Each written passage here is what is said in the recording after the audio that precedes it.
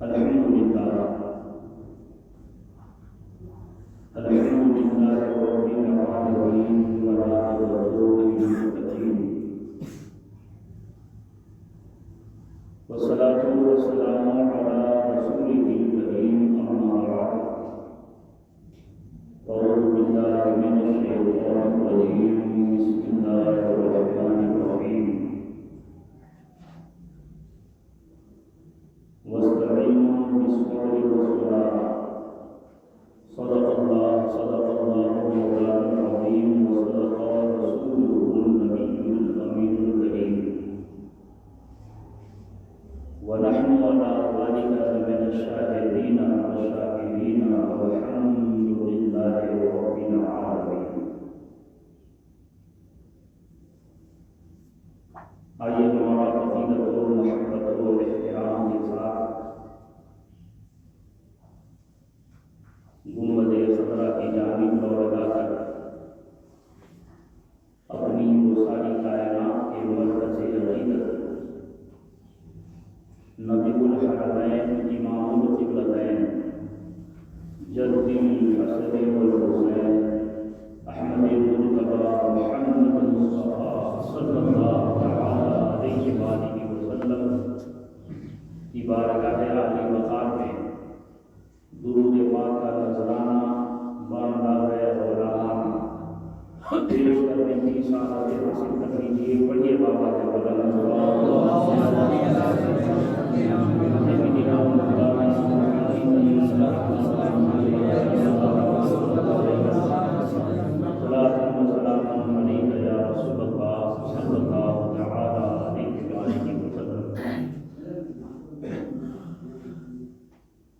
اس نواسے پر محمد مصطفیٰ کو ناز ہے،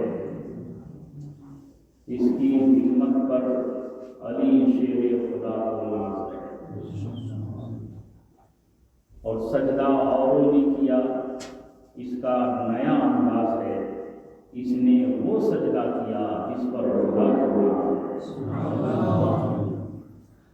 دشت بلا کو عرش کا زینہ بنا دیا، جنگل کو مصطفیٰ کا مدینہ بنا دیا۔ دشت بلا کو عرش کا زینہ بنا دیا، جنگل کو مصطفیٰ کا مدینہ بنا دیا، اور ہر ذرے کو نجف کا نگینہ بنا دیا۔ تو نے حسین مرنے کو جینا بنا دیا، تو نے حسین مرنے کو جینا بنا دیا۔ اور میدان کربلا سے جو ہمیں سب سے اہم جو پیغام ملتا ہے وہ یہ ہے کہ کبھی صبر سے ظلم جیتا نہیں ہے، کبھی صبر سے ظلم جیتا نہیں ہے، اور کبھی ظلم سے صبر ہارا نہیں ہے، کبھی صبر سے ظلم جیتا نہیں ہے، اور کبھی ظلم سے صبر ہارا نہیں ہے۔ جب آئے تمہارے مقابل یزیدی مثال شہ کربلا دے، اور ظلم کا سر کاٹ لینا صبر کی تلوار سے، ظلم کا سر کاٹ لینا صبر کی تلوار سے، یہ سبق سیکھا ہے ہم نے عابد بیمار سے، یہ سبق سیکھا ہے ہم نے عابد بیمار سے۔ اور ہو سکے تو لائیے دونوں جہاں میزان میں، ہو سکے تو لائیے دونوں جہاں میزان میں، ہم نے ایک سجدہ زمین کربلا سے لیا، ہم نے ایک سجدہ زمین کربلا سے لے لیا۔ اور قتل حسین اصل میں مرگ یزید ہے، قتل حسین اصل میں مرگ یزید ہے۔ اسلام زندہ ہوتا ہے ہر کربلا، اسلام زندہ ہوتا ہے ہر کربلا کے بعد۔ معزز حاضرین کرام، لائق مبارکباد ہیں آپ کہ آپ نے سیدہ کے لال امام علی مقام امام حسین رضی اللہ تعالیٰ عنہ کی بارگاہ نور میں خراج عقیدت پیش کرنے کے لیے اس بزم محبت کو سجایا ہے۔ آج آئے دن ہمارے اور آپ کے نگاہوں کے سامنے لوگ انتقال کرتے ہیں اور بچوں کی پیدائش کا سلسلہ بھی ہم دیکھتے ہوئے آ رہے ہیں۔ آنے اور جانے کا سلسلہ بڑا طویل ہے، لیکن ہم یہ بھی دیکھتے ہیں کہ جب کسی کا انتقال ہوتا ہے تو گھر کے لوگ آنسو بہاتے ہیں، غم کا اظہار کرتے ہیں، رشتہ دار جمع ہو جاتے ہیں، اڑوس پڑوس میں ایک ماحول غم کا چھا جاتا ہے، اور پھر ایسا لگتا ہے کہ اگر بیٹے کا انتقال ہوا ہے تو باپ روتا ہوا یہ کہتا ہے کہ اب زندگی میں کچھ مزہ نہ رہا۔ ماں آنسو بہاتے ہوئے یہ کہتی ہے کہ اب جینا بیکار ہے۔ شوہر کا انتقال ہوا تو بیوی آہو بکا کرتے ہوئے کہتی ہے کاش میری بھی زندگی یہیں پہ تمام ہو جاتی۔ پتہ یہ چلا، دیکھنے سے ایسا لگتا ہے کہ شاید اس جانے والے کے بعد اس کے باپ اس صدمے کو برداشت نہیں کر پائیں گے، ماں اس غم کو برداشت نہیں کر پائے گی، بہن اس دکھ کو جھیل نہیں پائے گی، بیوی اس افسوسناک حادثے کو برداشت نہیں کر پائے گی۔ ایسا محسوس ہوتا ہے وہ پہلے دن، لیکن یہ بھی آپ دیکھتے ہوں گے کہ جیسے ہی جنازہ کا وقت ہوتا ہے اور نماز جنازہ پڑھ لی جاتی ہے اور جب کاندھے پہ جانے والے کو اٹھایا جاتا ہے اور لے جانے کے بعد منو مٹی کے نیچے دفن کر دیا جاتا ہے، تو اب وہی باپ جو پہلے دھاڑے مار کر کے رو رہا تھا اب آنسو پوچھتا ہوا قبر میں دفن کرنے کے بعد لوٹتا ہوا نظر آتا ہے۔ بھائی بھی لوٹتے ہوئے نظر آتے ہیں، دوست احباب بھی لوٹتے ہوئے نظر آتے ہیں۔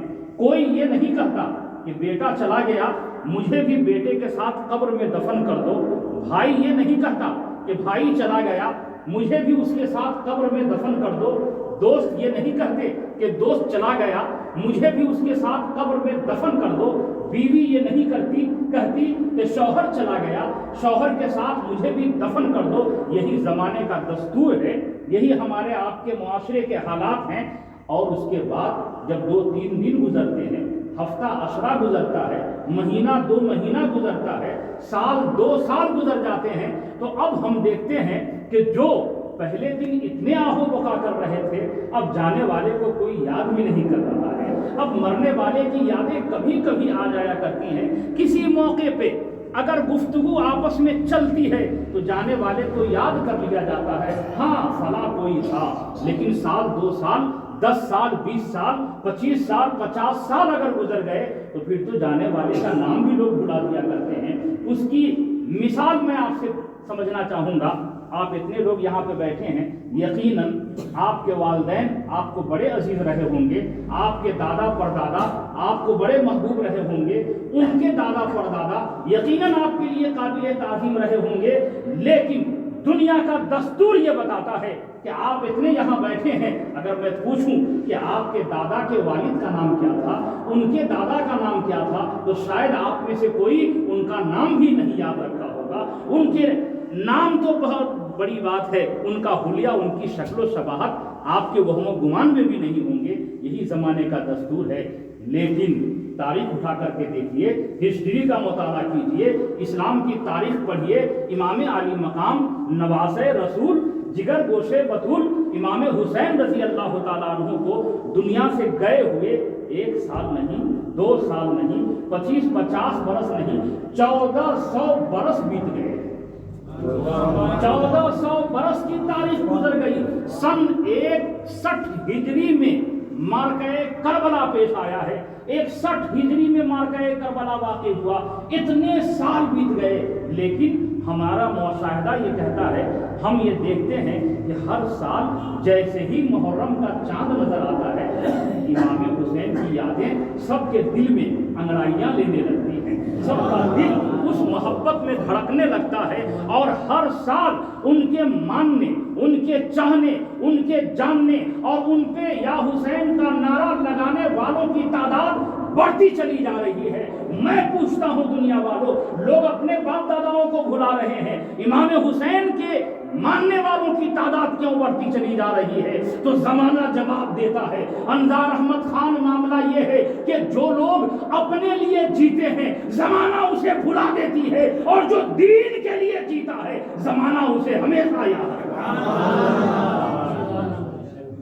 اب دیکھیے امام علی مقام امام حسین رضی اللہ تعالیٰ عنہ نے جو زندگی گزاری ہے وہ اپنے لیے گزارا ہے یا دین کے لیے گزارا ہے؟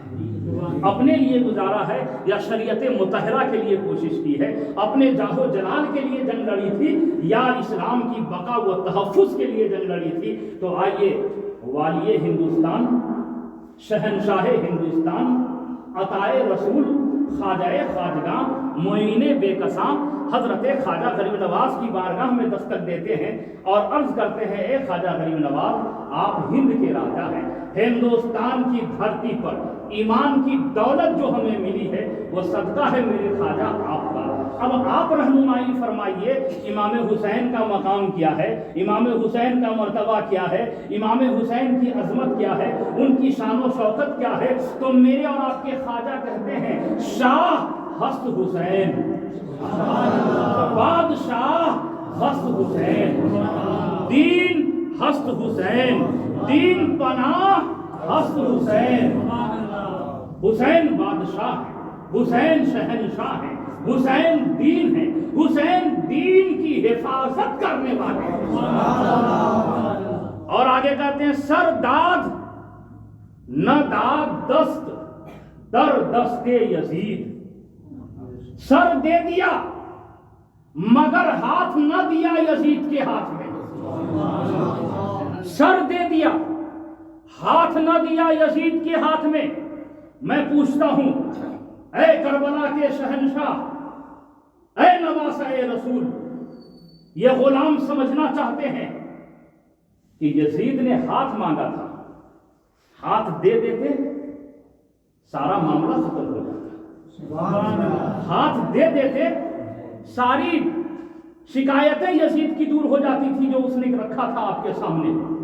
پھر آپ نے ہاتھ دیا کیوں نہیں؟ بات صرف اتنی سی تھی کہ امیر المومنین مان لیجیے۔ ماننے میں کیا تھا؟ ارے آج بھی لوگ مانتے ہیں کہ نہیں؟ آج بھی رہبر و رہنما بہت سارے اسلامی ممالک ایسے ہیں جہاں کے رہبر و رہنما داڑھی منڈے بھی ہوتے ہیں، جہاں کے لوگ شرابی بھی ہوتے ہیں، جواری بھی ہوتے ہیں، زانی بھی ہوتے ہیں، لیکن وہ مسلمانوں کے حاکم بنے ہوئے ہیں کہ نہیں؟ سعودی عربیہ میں جا کر کے دیکھیے، دیگر ممالک میں جا کر کے دیکھیے، اسلامی ممالک تو ہے لیکن وہاں کے جو بادشاہ ہیں وہ بہت سے ایسے ہیں جو بے نمازی بھی ہیں، بہت سے ایسے بھی ہیں جو حد شرع داڑھی نہیں رکھتے، بہت سے ایسے بھی ہیں جو جھوٹ بھی بولتے ہیں، بہت سے ایسے بھی ہیں جو نمازیں بھی نہیں پڑھتے۔ اے امام علی مقام، یہی باتیں یزید کے اندر بھی تھی۔ یزید کافر نہیں تھا، مشرک نہیں تھا، یہود و نصارہ میں سے نہیں تھا، اپنے آپ کو وہ بھی مسلمان کہتا تھا۔ ہاں، کمی یہ تھی کہ داڑھی کے جواز کا قائل نہ تھا، نماز کی اہمیت کو گھٹاتا تھا، شریعت مطہرہ کو اپنی طبیعت سے بدلتا تھا، یہ کمی تھی۔ اس کے لیے آپ نے اتنا بڑا لوہا لے لیا کیوں؟ تو امام علی مقام تصور میں جواب دیتے ہیں، میرے نانا جان کی امتیوں، میرے مشن کو سمجھو، میرے حالات کو دیکھو، اس وقت کے زمانے کے دستور کو دیکھو۔ حسین اس زمانے میں آنکھ کھولے تھے جس زمانے میں انہوں نے آنکھ کھولتے ہی حضور کو دیکھا تھا، آنکھ کھولتے ہی نبی کونین کے نظام کو دیکھا تھا، اور حضور کے بعد حضرت ابو بکر کے نظریے کو دیکھا، ان کے بعد حضرت عمر کی عدالت کو دیکھا، ان کے بعد حضرت عثمان غنی کی سخاوت کو دیکھا، ان کے بعد مولا علی کی شجاعت کو دیکھا، ان کے بعد حسن مجتبی کا نظام دیکھا، ان کے بعد حضرت امیر معاویہ کا اصول اور ضابطہ دیکھا۔ امام حسین بچپن سے لے کے جوانی تک، جوانی سے لے کے 56 سال کی عمر تک ان تمام حالات کو انہوں نے دیکھا، اور یہی دیکھا کہ یہ جتنے لوگ ہیں سب حضور اکرم صلی اللہ تعالی علیہ وآلہ وسلم کے دیے ہوئے اصول پہ عمل کر رہے ہیں۔ حضرت ابوبکر کو بھی ویسا ہی پایا، حضرت عمر کو بھی ویسا ہی پایا، حضرت عثمان غنی کو بھی ویسا ہی دیکھا، حضرت علی کو بھی ویسا ہی دیکھا، حسن مجتبی کو بھی ویسا ہی دیکھا، اور حضرت امیر معاویہ کو بھی ویسا ہی دیکھا۔ اب حضرت امیر معاویہ کے بعد جب یزید کا دور شروع ہوا تو حسین نے دیکھا کہ یہ ایک نیا مزاج دے رہا ہے، شریعت کو طبیعت سے بدل رہا ہے، اسلام کے خلاف آواز اٹھا رہا ہے۔ اب امام علی مقام کھڑے ہو گئے، آپ نے فرمایا میرے رہتے ہوئے دین کو اپنے طبیعت سے کوئی بدلے وہ حسین ابن علی برداشت نہیں کر سکتا ہے، میرے رہتے ہوئے اسلام کے خلاف کوئی آواز اٹھائے اور اپنے آپ کو امیر المومنین بھی کہے، حسین اس کو برداشت نہیں کر سکتا ہے۔ اس لیے کہ اگر امام حسین اس وقت خاموش ہو جاتے تو امام حسین کا خاموش ہو جانا دنیا کے لیے ایک دلیل بن جاتی، لوگ اسے مثال کے طور پہ پیش کرتے کہ دیکھو یزید شرابی تھا، امیر المومنین ہونے کا اعلان کیا، نواسے رسول موجود تھے، انہوں نے کوئی آواز ہی نہیں اٹھائی۔ یزید نماز کو چھوڑتا تھا، امیر المومنین ہونے کا اعلان کیا، نواسے رسول موجود تھے، انہوں نے کچھ کہا ہی نہیں، تو یہ باتیں دلیل بن جاتی۔ اس لیے امام علی مقام نے کھڑے ہو کر کے آواز بلند کر دیا، حسین گردن تو دے سکتا ہے، سر کی قربانی دے سکتا ہے، بال بچے کٹ جائے حسین برداشت کر سکتا ہے، لیکن شریعت کو کوئی طبیعت سے بدلے حسین اسے برداشت نہیں کر سکتا۔ اسی لیے خواجہ غریب نواز کہتے ہیں سرداد نہ داد دست در دست یزید حتیٰ کہ بنائے لا الہ ہست حسین۔ امام علی مقام امام حسین رضی اللہ تعالی عنہ کو حضرت امیر معاویہ کے وصال کے بعد خبر دی گئی، گورنر مدینہ نے خبر دیا حسین ایک افسوسناک خبر ہے کہ حضرت امیر معاویہ کا وصال ہو گیا، آپ کو بڑا صدمہ ہوا۔ دوسری بات یہ بتائی گئی کہ حسین امیر معاویہ رضی اللہ تعالیٰ عنہ کا انتقال ہوا اور ان کا بیٹا یزید بغیر لوگوں کے اچھے مدبر لوگوں کے بتانے کے بغیر ہی اس نے اپنی حکومت کا اعلان کر دیا، امیر المومنین ہونے کا اعلان کر دیا ہے، اور اس نے یہ خبر بھیجا ہے ہمیں کہ میں آپ سے یزید کی بیعت کرواؤں، اور یہ بھی جان لیں اگر آپ یزید کی بیعت نہیں کریں گے تو ہمیں یہ حکم دیا گیا ہے یزید کی طرف سے کہ ہم آپ پہ زبردستی کریں گے۔ امام حسین نے حالات کو بھانپ لیا، حالات کو سمجھ لیا کہ اگر میں یزید کی بیعت سے انکار کرتا ہوں تو چونکہ وہ یزید پاور میں آ گیا ہے اور گورنر کو حکم دیا ہے، گورنر اس کے سپاہی ہم پہ زیادتی کریں گے، اور جب زیادتی کریں گے تو میرے عقیدت مند جو لوگ ہیں خلاف میں جب کھڑے ہوں گے تو خون ریزی ہوگی، تلواریں چلیں گی، جنگ کا میدان بنے گا مدینہ، اور مدینہ شہر محبت کا دربار ہے، مدینہ نانا جان کا دربار ہے، مدینہ وہ جگہ ہے جہاں پہ ہوا بھی آتی ہے تو ادب سے چلا جاتی ہے، کہہ دو یہ ہواؤں سے آہستہ قدم رکھے، کرتے ہیں میرے آقا آرام مدینے۔ امام علی مقام نے دیکھا کہ مدینہ شریف میں اگر میں رکتا ہوں اور یزیدیوں کے طرف سے اگر زیادتی ہوئی تو ہمارے عقیدت مند تلوار اٹھا لیں گے اس کی دفاع میں، اور مدینہ شریف میں خون خرابہ ہو یہ حسین کو برداشت نہیں۔ چنانچہ امام حسین کے سامنے آپ دو باتیں آ گئی، ایک رسول اللہ کا درد، دوسرا رسول اللہ کا مشن۔ بہت توجہ سے میری گفتگو کو سنیے گا اور سبق کی طرح اسے یاد رکھ لیجیے گا، زندگی میں بہت کام آئے گی یہ باتیں۔ دو باتیں امام حسین کے پاس آئیں، ایک حضور کا درد اور ایک حضور کا مشن۔ درد سرکار کی چوکھٹ کیسی ہے وہ آپ اپنے دلوں سے پوچھئے، جتنے لوگ یہاں بیٹھے ہو سب کا دل دھڑکتا ہے مدینہ جانے کے، یہ در ہے، سب کا دل دھڑکتا ہے مدینہ جانے کے لیے، کیونکہ وہ رسول اللہ کا در ہے، نبی کی بارگاہ ہے، کون مسلمان جانا نہ چاہے گا، یہ در ہے۔ اور مشن کیا ہے حضور کا؟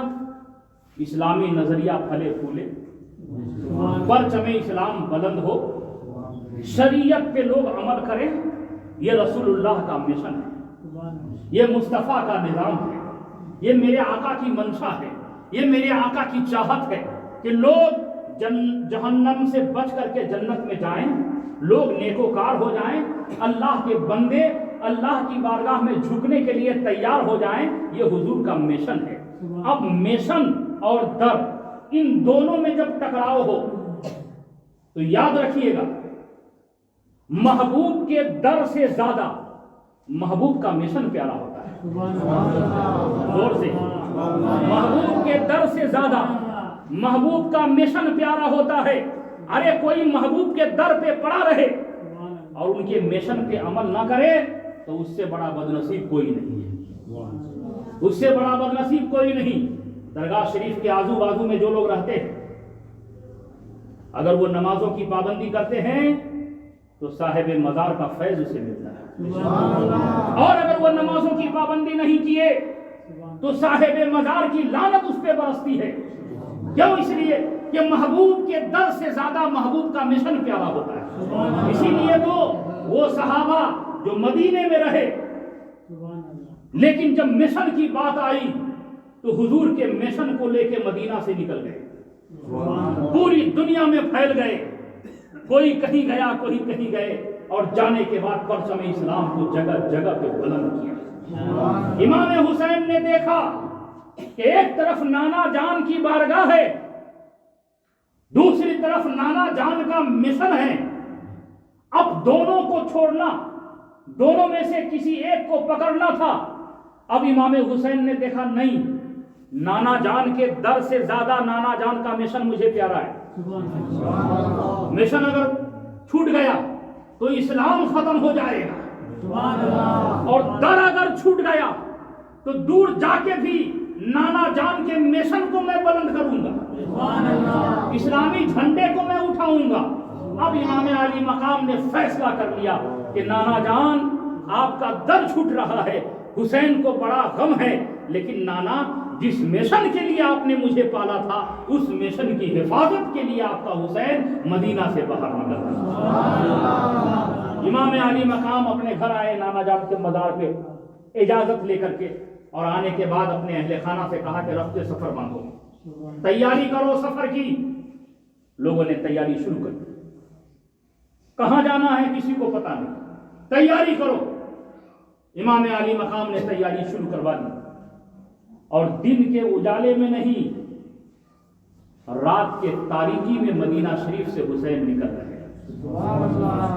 آج بہت سے سرفرے لوگ بکواس کرتے کہ حسین اگر مجاہد تھے، بہادر تھے، جمع مرد تھے، ہمت والے تھے، تو گورنر مدینہ نے جب یزید کی بیعت کا مطالبہ کیا تھا تو اگر ہمت و جرأت تھی حسین کے اندر تو آنکھیں میں آنکھیں ڈال کر کے بولتے، گورنر مدینہ یزید کی بیعت کی باتیں کر رہے ہو، حسین بیعت نہیں کرے گا اور میں نکل رہا ہوں، ہمت ہے تو میرا راستہ روک کے دکھا۔ لیکن حسین نے ایسا نہیں کیا، رات میں نکلے، جب سب سو رہے تھے تب نکلے، کسی کو خبر نہیں ہے تب نکلے۔ بہت سے سرفرے کرتے ہیں کہ حسین بزدل تھے، معاذ اللہ، بولو معاذ اللہ۔ امام علی مقام نے دیکھا کہ نکلنا تو ہے ہی، سفر کرنا تو ہے ہی، اور حسین جان گئے تھے کہ یہ زندگی کا آخری سفر ہے، اب اس کے بعد کوئی اور سفر نہیں، زندگی کا آخری سفر ہے، چلو نانا جان کی سنت پہ عمل کر لیتے۔ اس سفر میں قدم قدم پہ میرے حسین نے میرے نبی کے سنت پہ عمل کیا ہے۔ آج حسین سفر کر رہے ہیں، مدینہ شریف سے نکل رہے ہیں۔ تاریخ ذرا اٹھا کر کے دیکھیے، ہسٹری کا مطالعہ کیجئے، حسین چاہتے تو کوئی اور تاریخ میں نکل سکتے تھے، لیکن واہ رے میرے آقا حسین نکلے ہیں تو رجب کے مہینے میں نکلے ہیں، 27 تاریخ کو نکلے ہیں، اور رات کی گھڑی میں نکلے ہیں۔ پوچھئے آقا حسین سے، آقا یہ غلام سمجھنا چاہتے ہیں رجب کے مہینے میں کیوں، رات کے وقت کیوں، 27 تاریخ کو کیوں، کبھی اور نکل سکتے تھے۔ میرے آقا حسین کہتے ہیں ارے میرے سفر کو دیکھ رہے ہو، میرے نانا کے سفر کو بھی دیکھو، میرے نانا کے سفر کو بھی دیکھو، میرے نانا کی سنت پہ حسین میں عمل کر رہا ہوں، میرے نانا کے سفر کو دیکھو۔ کون سا سفر؟ آج حسین نکل رہے ہیں، رجب کا مہینہ ہے، 27 تاریخ ہے، اور حسین کے اس سفر سے پہلے ان کے نانا نے سفر معراج کیا تھا۔ زور سے مچل کے کہو، سفر معراج کیا تھا۔ وہ سفر معراج رجب کا مہینہ ہے، 27 تاریخ ہے، رات کی گھڑی ہے، نانا رات میں سفر کر رہے ہیں، نواسا بھی رات میں سفر کر رہے ہیں۔ دونوں کے سفر کو دیکھیے، نانا نے سفر کیا، معراج میں گئے، نواسا بھی اسی تاریخ کو سفر کر رہے ہیں۔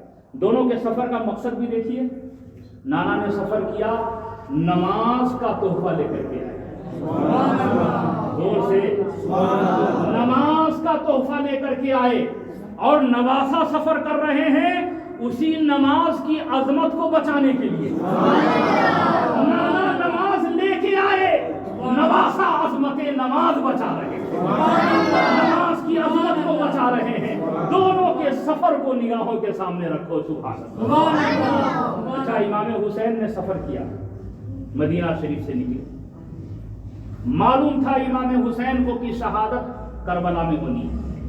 بچپن میں ہی میرے نبی نے خبر دے دیا تھا، غیب داں پیغمبر نے بچپن میں ہی بتا دیا تھا، یہاں تک کہ امام حسین جہاں پہ شہید ہونا تھا انہیں، اس جگہ کی مٹی بھی میرے نبی نے لا کے دے دیا تھا۔ سرکار کو حضرت جبرائیل نے لا کر کے مٹی دی تھی، اور میرے نبی نے ام المومنین حضرت ام سلمہ کے حوالے وہ مٹی کر دیا تھا، اور فرمایا تھا جو اس مٹی کو رکھو، جس دن یہ مٹی خون ہو جائے سمجھ لینا میرا لاڈلا حسین شہید ہو گیا۔ شہادت کی خبر حضور نے پہلے دے دیا تھا، امام حسین کو معلوم تھا اب مدینہ سے نکل رہے ہیں، زندگی کا آخری سفر ہے، لیکن ڈائریکٹ مدینہ سے کربلا نہیں گئے، کربلا نہیں گئے، مدینہ سے مکہ جا رہے ہیں۔ اے آقا حسین، یہاں پہ بھی ہم لوگ پریشان ہیں۔ جب آپ کو معلوم تھا کہ مکہ میں شہادت نہیں ہوگی، کربلا میں شہادت ہوگی، تو میرے آقا کربلا ڈائریکٹ کیوں نہیں چلے گئے، مکہ کیوں گئے؟ امام علی مقام فرماتے ہیں میرے غلاموں، یہاں بھی میں نے اپنے نانا کے سنت پہ عمل کیا ہے، یہاں بھی نانا کے سنت پہ عمل کیا ہے۔ آج حسین سفر کر رہے ہیں مدینہ سے مکہ کی طرف، اور حسین کے نانا نے ہجرت کیا تھا مکہ سے مدینہ کی طرف۔ دونوں کے سفر کو نگاہوں کے سامنے رکھیے۔ اللہ اللہ، نواس رسول مدینہ شریف سے مکہ المکرمہ پہنچ گئے، مکہ شریف پہنچے، مکہ شریف میں خوشیوں کی لہر دوڑ گئی، سارے لوگ خوش ہو گئے، نواس رسول آئے، جگر گوشے بطول آئے ہیں، علی کا لاڈلا آیا ہے، وہ آئے ہیں جو جنتی نوجوانوں کے سردار ہیں، وہ آئے ہیں جسے میرے نبی چوما بھی کرتے تھے اور سونگھا بھی کرتے تھے۔ چلو نواس رسول کا دیدار کیا جائے۔ چاروں طرف سے لوگ جمع ہو گئے، بھیڑ لگ گئی، سارے لوگ جمع ہو کر کے عقیدت سے سلام پیش کر رہے ہیں، نواس رسول کو قدم بوسی کر رہے ہیں، نواس رسول کی دست بوسی کر رہے ہیں، نواس رسول کی۔ اور تھوڑی ہی دیر کے بعد لوگوں نے آپس میں ایک باتیں اور کرنا شروع کر دی، بڑا اچھا موقع ہے، ہم میں نواس رسول آ گئے، اب ان کو یہاں سے جانے نہ دیں گے، اب یہیں رکھیں گے، اور پھر کچھ دنوں کے بعد، کچھ ہی مہینوں کے بعد حج کی تاریخ آئے گی تو انہی کے ساتھ حج بھی کریں گے، انہی کے ساتھ مینا مزدلفہ جائیں گے، انہی کے ساتھ کعبہ شریف کا طواف کریں گے، انہی کے ساتھ مینا اور مزدلفہ جائیں گے، صفا مروہ کی سعی کریں گے، نواس رسول کے ساتھ حج کے فیضان سے مالا مال ہوں گے۔ تاریخ گزرتی گئی، دن بیتتے گئے، یہاں تک کہ رمضان بھی گزر گیا، شوال بھی گزر گیا، اور بقرعید کی آمد ہونے لگی۔ اب یہ خبر مکہ سے دور نکل گئی، چاروں طرف کے مسلمان مکہ آنے لگے حج کے لیے. اس بار نواس رسول کی قیادت میں ہم سب حج کریں گے, نواس رسول کے زیر سایہ رہ کر کے حج کریں گے.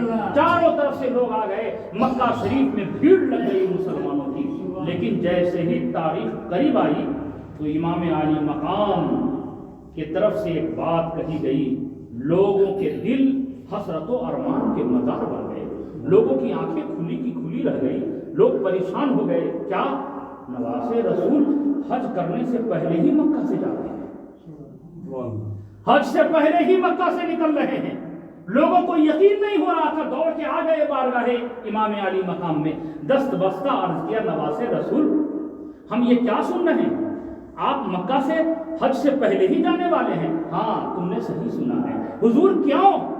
پوری دنیا کے مسلمان حج کرنے کے لیے آ رہے ہیں اور آپ حج کیے بغیر مکہ سے جا رہے ہیں. امام فرماتے ہیں میرے اور تیرے مقصد میں بڑا فرق ہے. اے لوگوں سنو, جو مکہ آ رہے ہیں ان کے آنا بھی قابل مبارکباد ہے, اور ہم یہاں سے جا رہے ہیں, میرا جانا بھی قابل مبارکباد ہے. لوگوں نے کہا حضور ہم سمجھے نہیں. امام فرماتے ہیں سنو, لوگ آ رہے ہیں حج کرنے کے لیے اور ہم جا رہے ہیں عظمت حج کو بچانے کے لیے, عظمت حج کو بچانے کے لیے. امام علی مقام نے رخت سفر باندھا مکہ سے نکلنے کے لیے. اور کیوں نکل رہے تھے مکہ سے؟ ہسٹری پڑھیے, تاریخ کا مطالعہ کیجئے. کوفہ کے لوگوں نے امام کو خط بھیجا تھا, آپ ہمارے درمیان آئیے, آپ کے زیر سایہ رہ کر ہم دین کی باتوں کو سیکھیں گے, شریعت مطہرہ کے احکام پہ عمل کریں گے. یزید ظالم و جابر ہے, ہم پہ ظلم کر رہا ہے, آپ تشریف لائیے تاکہ دین کی باتوں کو ہم سیکھیں. آج حسین کو کون بلا رہے تھے؟ کوفہ والے. اور اس تاریخ سے پہلے کی تاریخ اٹھا کر کے دیکھیے تو حسین کے نانا کو بلائے تھے مدینے والے. حسین کے نانا کو بلائے تھے مدینے والے. مدینے والے نے بھی یہی کہا تھا, اے حضور آپ ہمارے بیچ آ جائیے, ہمارے درمیان آ جائیے, یہاں آ کر کے پرچم اسلام کو ہم مل کر کے بلند کریں گے. آج حسین کو بھی کوفہ والے بلا رہے تھے. اللہ اللہ, حسین کو بلا رہے ہیں کوفہ والے اور حسین کے نانا کو بلا رہے تھے مدینے والے. اب دونوں کے سفر کو دیکھیے. جب میرے نبی کو مدینہ کے لوگوں نے بلایا تھا تو میرے آقا صلی اللہ تعالی علیہ وآلہ وسلم اپنے ایک صحابی حضرت سیدنا مصعب بن عمیر کو بلایا اور کہا, اے مصعب بن عمیر, مدینہ کے لوگ ہمیں بلا رہے ہیں, لیکن سنیے میں جانے سے پہلے آپ کو اپنا نائب بنا کے بھیجنا چاہتا ہوں. میرے نائب بن کر کے آپ مدینہ جائیے اور جانے کے بعد وہاں کے حالات کو دیکھیے, وہاں کے لوگوں کے مزاج کو پرکھیے, اور پھر جب آپ خبر کریں گے تو آپ کے خبر پہ جیسا ہوگا ویسا کیا جائے گا. امام حسین کو جب کوفہ والے نے بلایا تو یہاں بھی انہوں نے اپنے نانا جان کے سنت پہ عمل کیا ہے. اپنے بھائی حضرت مسلم بن عقیل کو بلایا اور کہا, میرے بھائی کوفہ کے لوگ ہمیں بلا رہے ہیں. نانا کو جب مدینے والے بلائے تھے تو نانا نے اپنا نائب بنا کر کے حضرت مصعب بن عمیر کو بھیجا تھا. میں آپ کو اپنا نائب بنا کر کے کوفہ بھیج رہا ہوں. آپ پہلے کوفہ جائیے اور جانے کے بعد وہاں کے حالات کو دیکھیے, لوگوں کے مزاج کو پرکھیے. جب آپ خط بھیجیں گے تو آپ کے اس خبر کے مطابق کچھ قدم آگے بڑھایا جائے گا. دیکھو میرے آقا حسین قدم قدم پہ اپنے نانا جان کی سنت پہ عمل کر رہے ہیں. میرے پیارے بزرگ اور دوستو, تاریخ بڑی طویل ہے. اگر گفتگو طوالت اگر اس پورے تفصیلی انداز میں کیا جائے تو کافی وقت لگے گا. اب آئیے میں سمیٹوں حالات کو اور بتاؤں آپ کو کہ امام علی مقام امام حسین رضی اللہ تعالیٰ عنہ محرم شریف کی 2 تاریخ کو کربلا شریف پہنچ گئے. کتنے تاریخ کو پہنچے؟ 2 تاریخ کو پہنچے. اور پہنچنے کے بعد یزیدیوں کے طرف سے جو سپاہی آئے تھے ان سے سنجیدہ گفتگو ہوتی رہی. معاملہ طویل ہوتا رہا, یہاں تک کہ یزیدیوں کے طرف سے سختی برتی جانے لگی. اور سختی برتتے برتتے ابن زیاد نے اپنے فوج کی تعداد کو بڑھانا شروع کر دیا اور بڑھاتے بڑھاتے 22,000 فوج میدان کربلا میں اتار. کتنے؟ 22,000. اور ادھر امام کے ساتھ جو لوگ تھے وہ 72 جانشین تھے. 19 اہل بیت اطہار تھے. اس میں سے 8 صحابی رسول تھے. اس میں سے کچھ بچے بھی ہیں, کچھ نو عمر بھی ہے, خواتین بھی ہیں, شیرخوار بھی ہیں, کچھ ضعیف العمر بھی ہیں. حضرت سیدنا حبیب بن مظاہر بڑے مشہور صحابی رسول تھے. وہ اس میدان کربلا میں امام حسین کے ساتھ تھے. 82 سال کی عمر تھی. کتنے برس کی عمر تھی؟ 82 ایئرس. آج 82 سال کی عمر میں چلنا پھرنا مشکل ہو جاتا ہے, لیکن وحر میرے آقا اور وحر امام حسین کے ساتھی 82 سال کی عمر میں میدان کربلا میں پہنچے ہوئے ہیں. بہرحال میرے پیارے, یہ کل ملا کر کے 82 سے زیادہ تعداد بھی نہیں ہے, 100 سے اوپر گنتی بھی نہیں جا رہی ہے, لیکن اتنی کم تعداد ہے. اور ان سے مقابلہ کرنے کے لیے ابن زیاد نے کتنے کو بھیجا؟ 22,000 کو بھیجا. اور 22,000 جب آئے تو آنے کے بعد ڈائریکٹ حملہ نہیں کیا, بلکہ اتنے بزدل تھے یزیدی کہ تعداد بھی 22,000 اور ڈائریکٹ بھی حملہ نہیں کر رہے ہیں, بلکہ 7 محرم سے پانی بند کر دیا, کھانا بند کر دیا, خورد و نوش کا کوئی اہتمام نہیں. چاروں طرف سے خیمہ حسینی پہ پہرا بیٹھا دیا گیا. کہیں سے پانی نہ آنے پائے حسین کے خیمے میں, کہیں سے ایک قطرہ پانی نہ ملنے پائے حسینیوں کو. میں کہتا ہوں اے ابن زیاد اور اے یزید کے سپاہیوں, یہ کتنا بزدلانہ قدم تھا تیرا. ایک تو تیری تعداد 22,000 اور تازہ دم سپاہی تیرے پاس, شام و عراق کے گنے چنے بہادر تیرے پاس, اسلحے اور ہتھیار کا ذخیرہ تیرے پاس, لیکن پھر بھی بزدلی کا یہ مظاہرہ کہ 3 دن بھوکا پیاسا رکھا, اس کے بعد حملہ کیا. 10 محرم کو فجر کے بعد حملہ شروع کیا ہے. میں پوچھتا ہوں ایسا کیوں؟ تو میرے پیارے لکھنے والے یہ لکھتے ہیں, بیان کرنے والے یہ بیان کرتے ہیں. ابن زیاد جو کوفہ کا گورنر تھا یزید کے طرف سے, وہ بڑا مدبر و چالاک تھا. اس نے داستانے نبی کونین صلی اللہ تعالیٰ علیہ وسلم کے غلاموں کی پڑھا تھا. اس نے دیکھا تھا کہ حسین ابن علی میدان کربلا میں آئے ہیں, یہ تو آل نبی ہیں, آل نبی ہیں. اور غلام نبی کی تاریخ بھی اس نے پڑھی تھی. غلام نبی کی کون سی تاریخ اس نے پڑھی تھی؟ تاریخ کا مطالعہ کیجئے, کربلا شریف کی داستان کو یہیں پہ رہنے دیجئے. اور تھوڑا سا کربلا شریف سے پہلے انظار آپ کو لے جانا چاہے گا. جنگ یرموک, رومیوں سے جنگ ہو رہی ہے مسلمانوں کی. مسلمانوں کی تعداد 27,000, رومیوں کی تعداد 2.5 لاکھ. کتنے؟ 2.5 لاکھ. رومیوں کا کمانڈر ان چیف غسان کا شہنشاہ جبلہ نامی تھا, اور مسلمانوں کے کمانڈر ان چیف حضرت سیدنا ابو عبیدہ ابن جراح صحابی رسول. 27,000 مسلمانوں کو دیکھا جبلہ نے, تو کہا کہ ہم 2.5 لاکھ 27,000 پہ حملہ کریں. ہسٹری لکھنے والے, تاریخ لکھنے والے, مورخین میرے نام پہ تھوکیں گے کہ کیسا بزدل تھا جبلہ کہ 2.5 لاکھ کو لے کر کے گیا 27,000 سے مقابلہ کرنے. لہذا ہماری رائے یہ ہے کہ ہماری فوج پوری پیچھے رہے, صرف 60,000 کو لے کے جائیں گے, 27,000 کو کاٹ کے واپس آ جائے. جبلہ 60,000 کو لے کے آگے آیا. اب یہ خبر جب جاسوس نے آ کر کے حضرت ابو عبیدہ ابن جراح کو دی کہ حضور ہماری کم تعداد پہ یہ گھمنڈ کر رہا ہے اور اپنی طاقت پہ غرور کر رہا ہے, حضور کیا کیا جائے؟ حضرت ابو عبیدہ ابن جراح نے تمام سپاہیوں کو بیٹھایا اور کھڑے ہوئے جوشیلی تقریر کی اور فرمایا, بتاؤ آپ سب کیا رائے دیتے ہو؟ تو میرے نبی کا ایک غلام کھڑا ہو گیا اور اس نے کہا, حضور یہ ظالم اپنی طاقت پہ اتنا غرور کر رہا ہے, تو ہماری رائے یہ ہے کہ ہماری فوج نہ 27,000 جائے, نہ 25,000 جائے, نہ 20,000 جائے, نہ 10,000 جائے, نہ 5,000 جائے, صرف 500 مسلمان کافی ہیں 60,000 سے مقابلہ. ابھی وہ سپاہی بیٹھے ہی تھے, دوسرے سپاہی جذبات میں کھڑے ہو گئے، کیا باتیں کر رہے ہو، 500 کی کیا ضرورت ہے، 100 مسلمان کافی ہیں 60,000 سے مقابلہ کرنے کے لیے۔ ابھی یہ گفتگو ہو ہی رہی تھی کہ حضرت ابو عبیدہ ابن جراح کی نظر اس صحابی رسول پہ پڑتی ہے جن کو میرے نبی نے سیف اللہ کا خطاب دیا۔ سبحان اللہ، سبحان اللہ۔ حضرت سیدنا خالد بن ولید رضی اللہ عنہ، وہ ایک طرف کھڑے ہیں، ابھی نوعمر تھے، ایک عام سپاہیوں کی صف میں کھڑے ہیں۔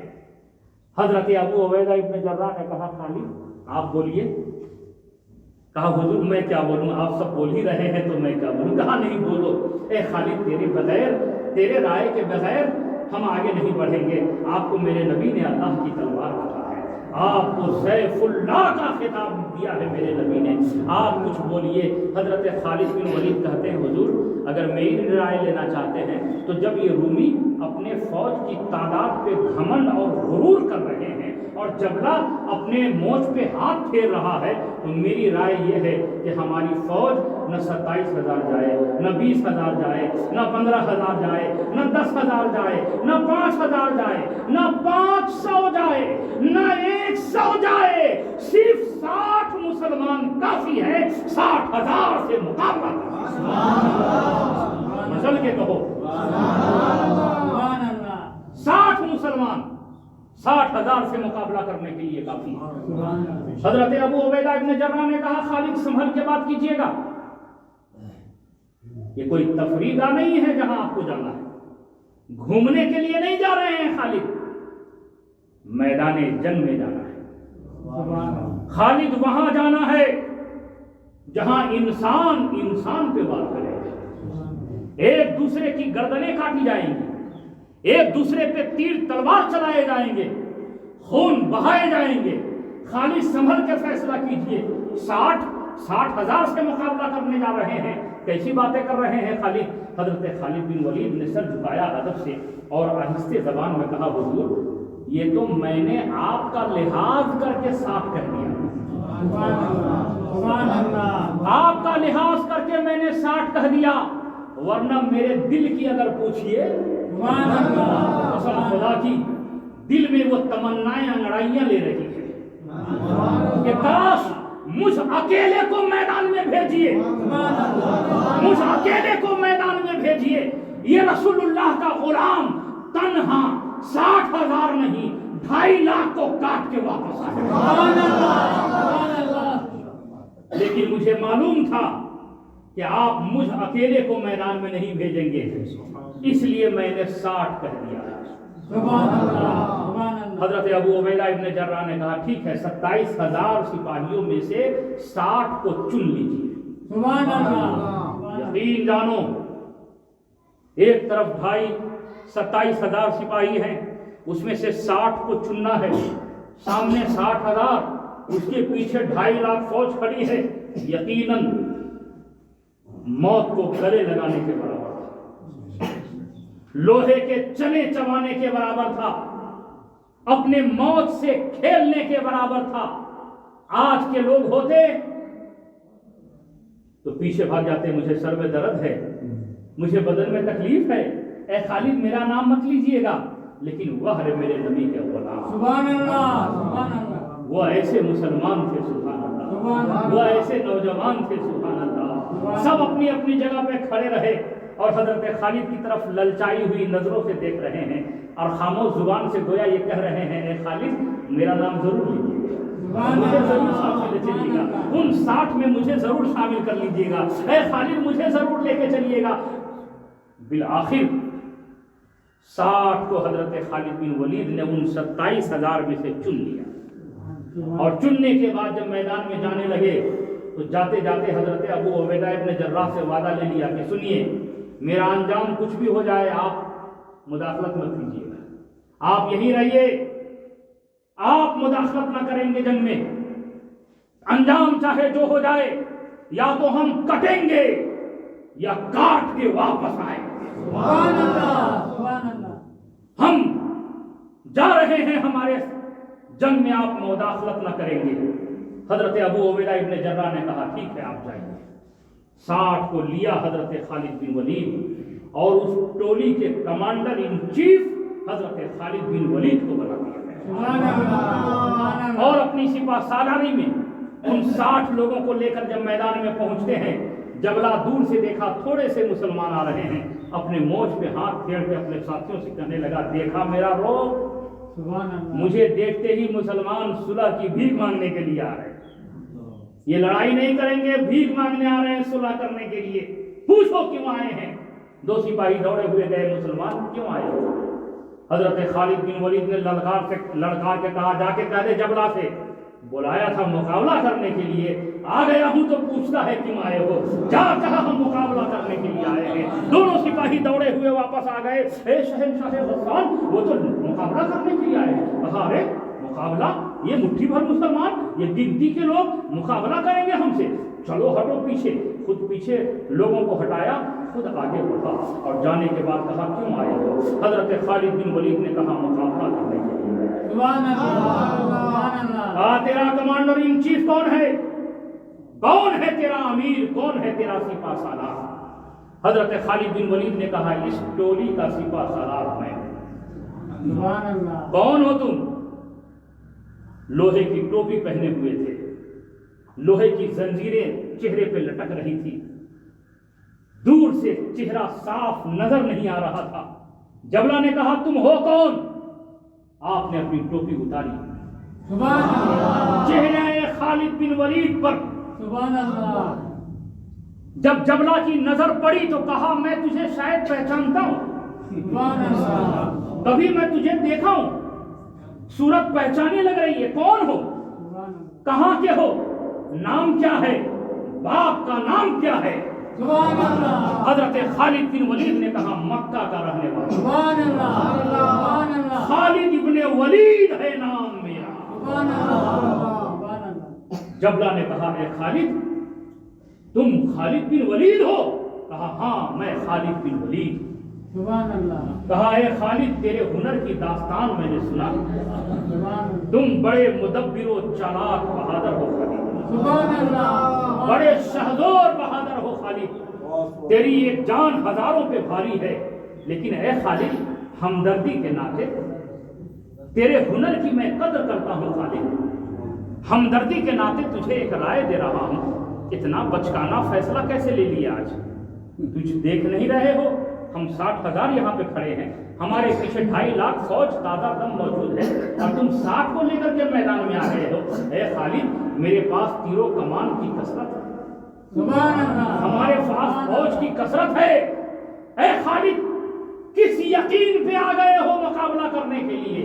حضرت خالد بن ولید نے للکار کے کہا، اے ظالم، یہی تو سمجھ نہ سکا، فرق یہ ہے کہ تو کفار و مشرکین ہے اور ہم مومنین ہیں، ہمارے اور تمہارے میں فرق یہ ہے سبحان اللہ کہ تم بھروسہ کرتے ہو اور جنگ لڑتے ہو تیر اور کمان کے سہارے، ہم جنگ لڑا کرتے ہیں ایمان اور قرآن کے سہارے۔ سبحان اللہ ہمارا بھروسہ فوج کی کثرت پہ نہیں، اسلحے کے کثرت پہ نہیں، ہمارا بھروسہ جو کچھ ہے میرے نبی کی رحمت پر ہے۔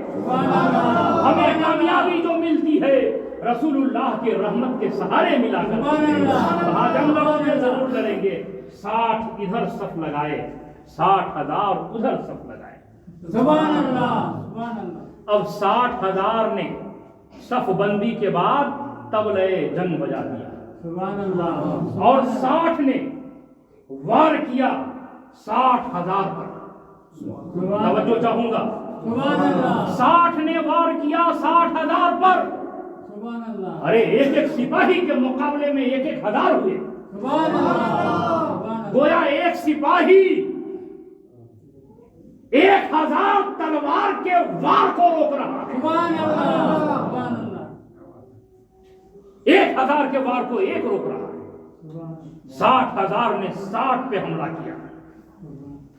یہ 60,000 کے حملے کو روک لینا یقیناً بڑا عجوبہ تھا، بہت بڑا عجوبہ تھا، بہت بڑا عجوبہ تھا۔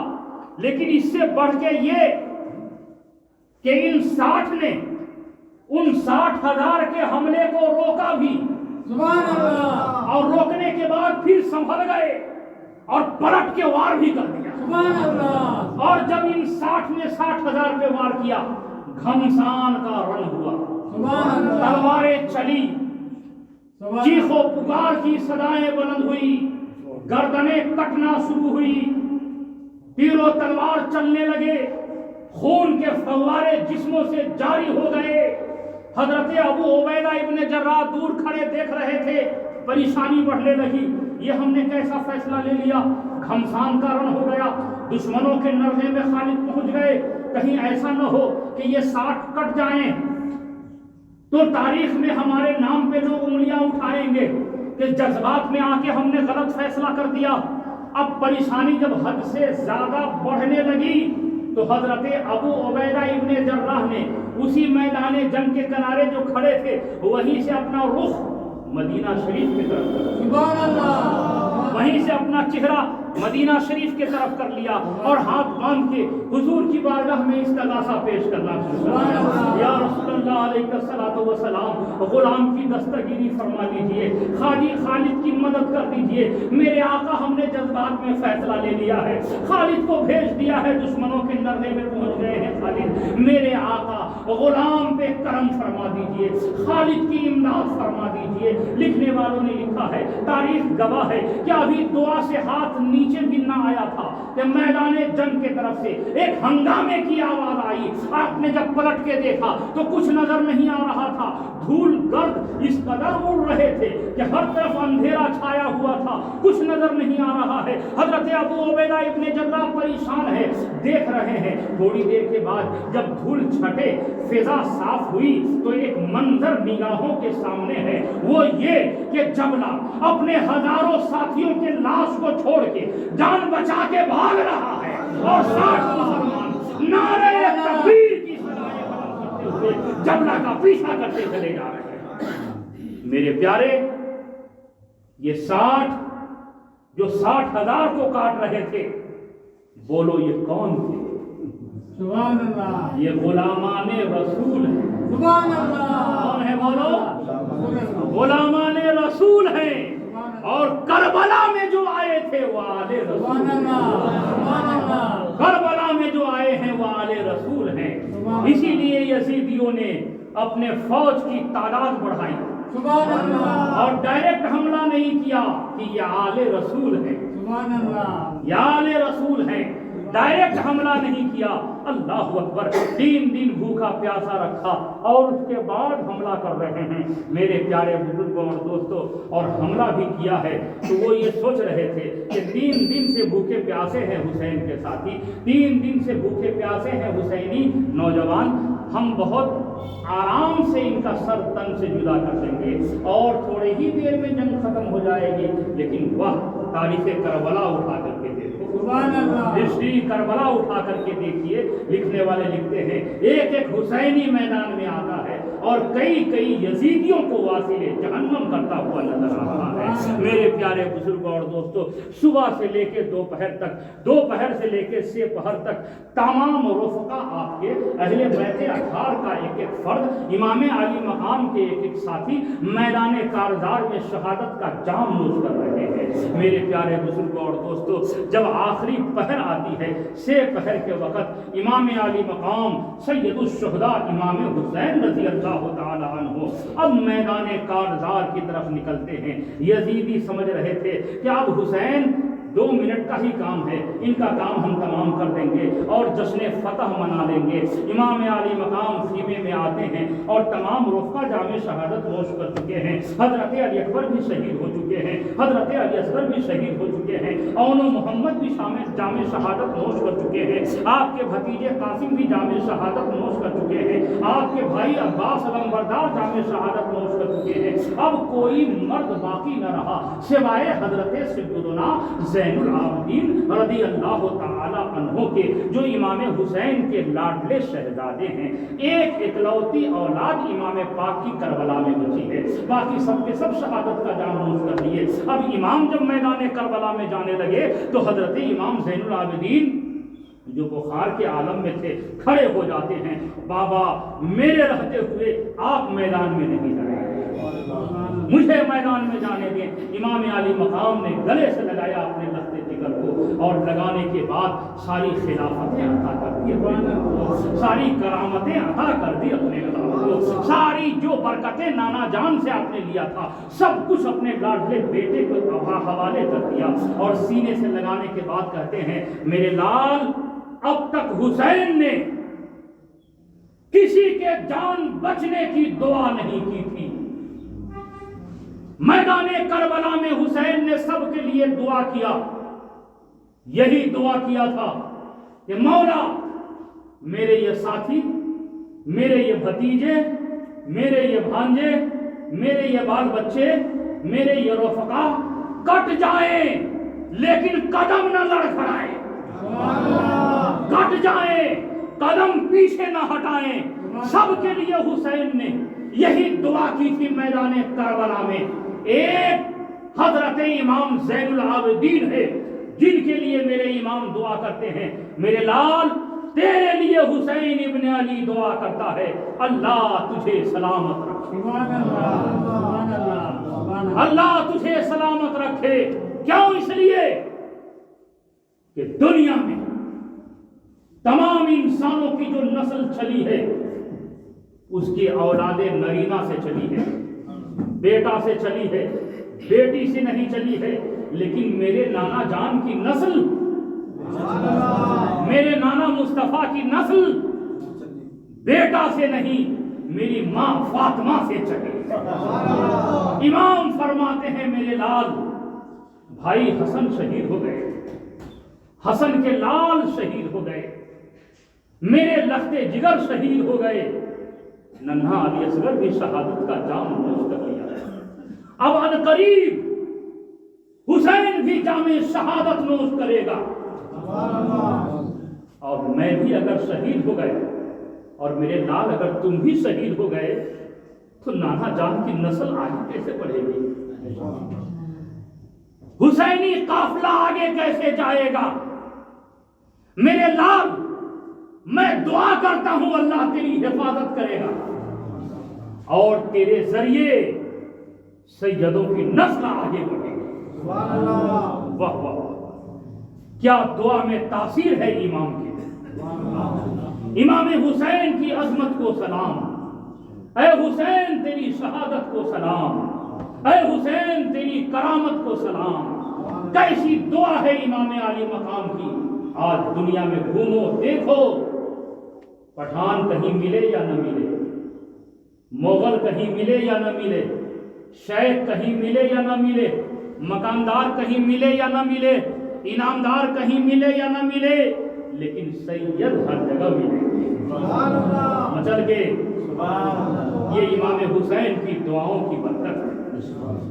میرے آقا حسین فرماتے ہیں میرے لال آپ رہیے، آپ کو میری امانتیں سنبھالنی ہیں، اور میرے لال صبر کرنا، اب تک حسین کا امتحان چل رہا ہے اور میری شہادت کے بعد میرے بیٹے تیرے امتحان کا سلسلہ شروع ہو جائے گا۔ صبر کرنا، صبر کا پیمانہ لبریز نہ ہونے دینا، میرے لال صبر کرنا۔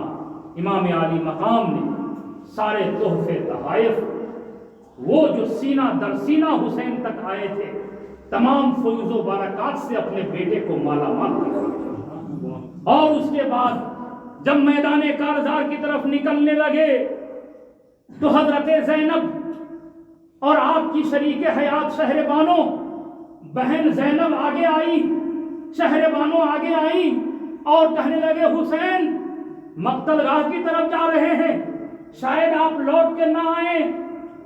بیٹی سکینہ بے ہوش پڑی ہے، آخری ملاقات تو کر لیجیے، آپ کی شہادت کے بعد اگر سکینہ ڈھونڈے گی تو ہم اسے کیا جواب دیں گے؟ سکینہ بے ہوش پڑی ہیں، ان سے ذرا ملاقات کر لیجیے۔ امام آگے بڑھتے ہیں، اپنے دامن کی ہوا اپنی بیٹی کو دیتے ہیں۔ حضرت سکینہ کی آنکھیں کھل گئی، بابا کہاں جا رہے، کدھر جا رہے؟ کہا بیٹی میرے نانا نے جس دن کے لیے ہمیں پالا تھا وہ دن کی وہ گھڑی قریب آئی، سبحان اللہ، میں قوم کی امانت ہوں، قوم کے حوالے جا رہا ہوں۔ سبحان اللہ، بابا آپ چلے جائیں گے، آپ کی شہادت کے بعد ہمارا ادب و احترام کون کرے گا؟ یزیدی ہم پہ تھپڑ ماریں گے، یزیدی ہماری توہین کریں گے، ہمارا احترام کون کرے گا؟ میرے آقا حسین فرماتے ہیں میری لاڈلی بیٹی میری نگاہ یہ دیکھ رہی ہے آج کے یہ یزیدی تیرا ادب کرے یا نہ کرے، آج کے یہ یزیدی تیرا احترام کریں یا نہ کریں، لیکن میری نگاہ دیکھ رہی ہے قیامت تک آنے والا ہر مسلمان تیرا ادب کرتا رہے گا، قیامت تک پیدا ہونے والا ہر مسلمان تیرے نام کا نعرہ لگاتا رہے گا۔ سبحان اللہ، آج جو تم بزم امام حسین سجائے ہو یہ امام پاک کی دعاؤں کی برکت ہے۔ سبحان اللہ، امام علی مقام نے اپنی لاڈلی شہزادی سے اجازت لی اور گھوڑے پہ سوار ہوئے میدان کارزار میں جانے کے لیے۔ جیسے ہی گھوڑے پہ سوار ہو رہے تھے بہن زینب آگے آ گئی اور کہا بھائی حسین نانا جان جب معراج میں جا رہے تھے براق پہ سوار ہوئے تھے تو براق کی نکیل تھاما تھا حضرت جبرائیل نے۔ سبحان اللہ، جب میرے بابا علی میدان میں جاتے تھے تو اے حسین آپ اور بھائی حسن مجتبی سواری کے رکاب کو تھام کر کے بابا کو بیٹھاتے تھے سواری پر۔ اے حسین آج آپ میدان میں جا رہے ہیں، گھر کا کوئی نوجوان موجود نہیں ہے، سبحان اللہ، خاندان بنو ہاشم کے چشم و چراغ کوئی یہاں پہ موجود نہیں۔ اے حسین زین العابدین بھی بیمار ہے، غشی کے عالم میں ہے، حسین اب آپ کی رکاب کو کون تھامے گا، آپ کو سواری پہ کون بیٹھائے گا؟ حسین سنیے آپ کی بہن زینب سلامت ہے، آج زینب تجھے سوار کرے گی سواری پر۔ امام علی مقام کے سواری کی رکاب کو بہن زینب نے تھاما، کہا حسین سوار ہو جاؤ۔ امام علی مقام سوار ہوتے ہیں اور اپنے بہن سے کہتے ہیں میری بہن میرے بعد اب تیرے بھی امتحان کی گھڑی شروع ہو جائے گی، سبحان اللہ، میری بہن خبردار پردے کا اہتمام رکھنا، شریعت مطہرہ پہ عمل کرتے رہنا، میری شہادت کے بعد رو رو کر کے زور سے چیخ و پکار نہ کرنا، اپنی بالوں نہ نوچنا، اپنے سر سے دوپٹہ نہ اترنے دینا۔ سبحان اللہ، امام حسین رضی اللہ تعالیٰ عنہ تمام مستورات کو وصیت و نصیحت کرتے ہیں اور اس کے بعد گھوڑے پہ سوار ہو جاتے ہیں۔ گھوڑے کو چابک لگا رہے ہیں، ایڑ لگا رہے ہیں، لیکن گھوڑا آگے بڑھنے کے لیے تیار آگے بڑھ نہیں رہا ہے۔